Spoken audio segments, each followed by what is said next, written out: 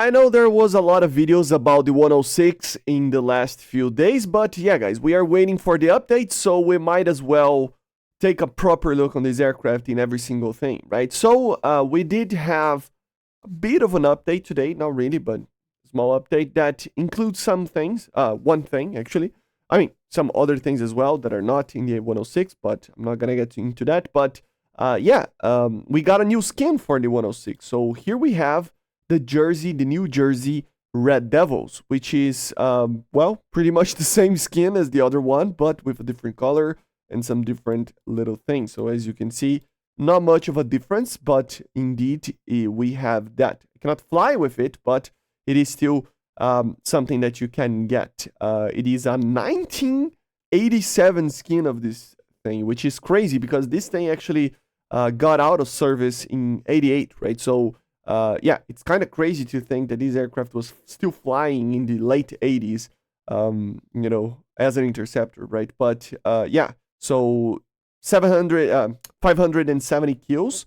Of course, if you play, RB, I mean, it's points basically. Now it's a little bit different. It's not kills, right? I think, or something like that. I don't know. One kill means 4 points, so it's not exactly that. It's like 100 and something in arcade, a little bit less than that. 110 kills or something like that for RB. But of course, you can buy it for 200 eagles. So this is the new skin, something that was already found in the files before. But yeah, very cool.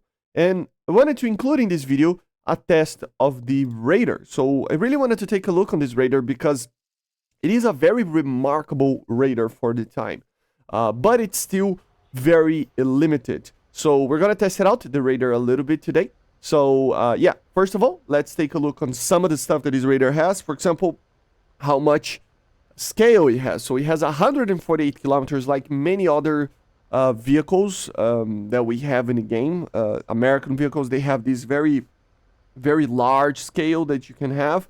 Of course, the normal range is 45 kilometers for targets that are the size of maybe something like an F-16 or something, right? So yeah, it's a pretty good range for the time, okay? You have 3 modes of detection, so you have kind of a broader mode that will take a lot more time, but of course it will detect more targets looking sideways and stuff. Then we have kind of a very small one that only has like, I think two like lines, but it is still very broad on the columns, if you must interpret this. And then this one that it increases the amount of lines that it's detecting, right? This is the normal mode.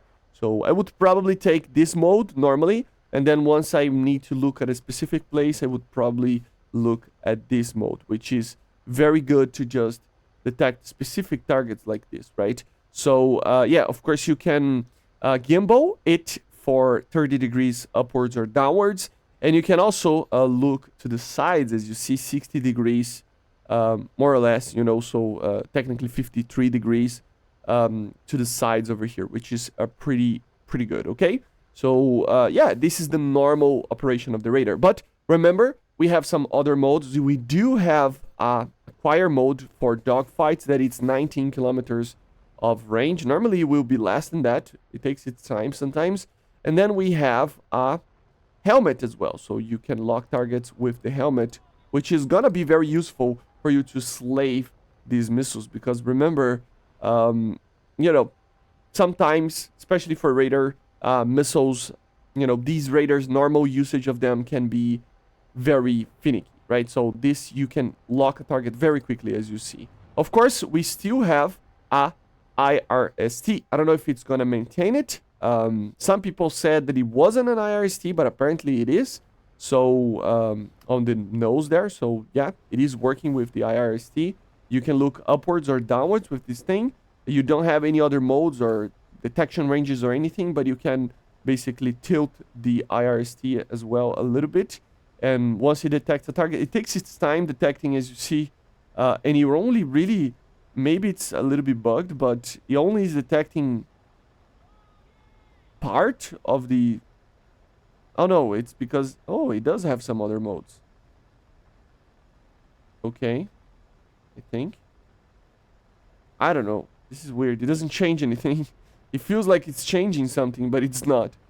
So, yeah, of course, with this, you can lock targets. Let's see if we can lock it.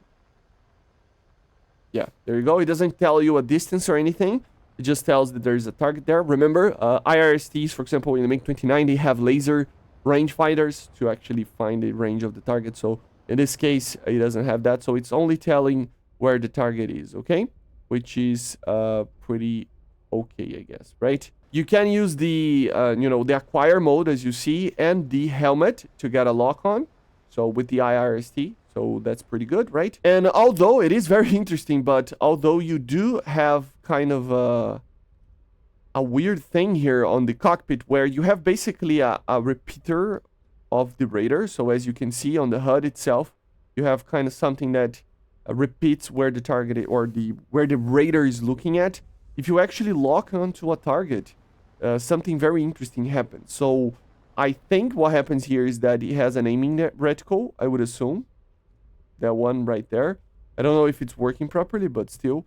And it tells where the target is. So in simulator battles, you can find it to find the target, right? I think it's just repeating what the radar is doing. It's not really an aiming reticle. But so let's try to get a lock from long range here. The last part of the video will be showing the range, trying to get a proper lock and stuff. But let me try to get a lock from further away here to show to you guys on how in the cockpit works. So here we go. We have a detection. As you see, if we change the distance over here, it will appear on the HUD on the radar screen. Let me just wait for the detection again. For some reason, I lost it. But yeah, this radar is pretty good. But yeah, see? So we have a little circle there.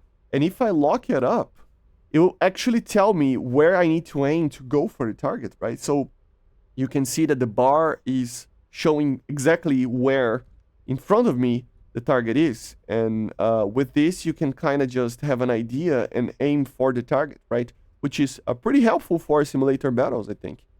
So as you see, so it's going to the left because the target is going to the left. You can see the bar there and has kind of an illumination there, kind of showing a little bit of the ground clutter, right? So let's talk about that. Let's talk about ground clutter and the range of the radar. So this is not a pulse Doppler radar, guys. So remember, that will destroy your abilities to detect targets when flying low. Pretty much impossible unless you're looking upwards. You can check it out, the actual max range that you will be able to detect anything. But even then it's hard, even in a lower altitude, by looking at the actual ground clutter. So you can see that it's around 28 something kilometers when the radar antenna is looking downwards, right? So if we look downwards even more, it will mean that the ground clutter is even higher, right? So for example, here at this, I mean, I'm just looking straight ahead. And if the antenna looks a little bit downwards, I mean, the range is like 12 kilometers. You can see on the scale there, right? So you can see even here, we have 19 kilometers. So you will barely detect something like 12 kilometers or something like that. And you can see that working if we try to detect one of these MiG-15. So don't expect this thing to have a lot of range when looking downwards, okay? But when looking upwards, you can see that it has a pretty clear picture. This is, a normal thing for these radars, but sometimes these radars even have ground clutter in different positions like that. So, yeah, let's see. I'm gonna keep flying here. I'm gonna wait for a detection over here for that target over there that it's in front of me. And you can see that, yeah, no detection. The target is right there, but we just don't have any detection because the radar antenna is filled with clutter, okay, from the ground. So the actual range for it is gonna be very, very limited once we are looking downwards, okay? So let's see. I mean, this is gonna be like less than 10 detection, 8 kilometers. So you can see that even if the target is flying kind of higher, the ground clutter just, doesn't like it. But if you are kind of flying higher, you can get the 45 kilometers. So try to choose targets that are flying in a higher position. Okay, so we have a little bit of clutter, and we're gonna try to detect those targets that are flying a little bit higher. If you do something that can help is flying lower to detect the targets. right? So you are basically tilting the aircraft. The aircraft itself is going to be lower, and you're going to tilt the antenna upwards, right? And this will help, as you see right there. 20 kilometers, and I wasn't getting a detection by just changing my altitude, okay? So, yeah, if you are, you know, like this, you're gonna have like the 20, 30 kilometers. If you're really flying high, like 10 kilometers and stuff, you get to 45. So, it's hard to test it out here, but you get the point, right? So this is the radar for the F-106, a pretty significantly good radar. The problem is that it doesn't have good enough missiles to be able to use these ranges, but it is still going to be a very powerful radar for these BRs, okay? So hopefully you enjoyed. Make sure to subscribe, leave a like, leave a comment, and I see you guys on the next one. Thank you all the patrons and members, and bye guys, see ya.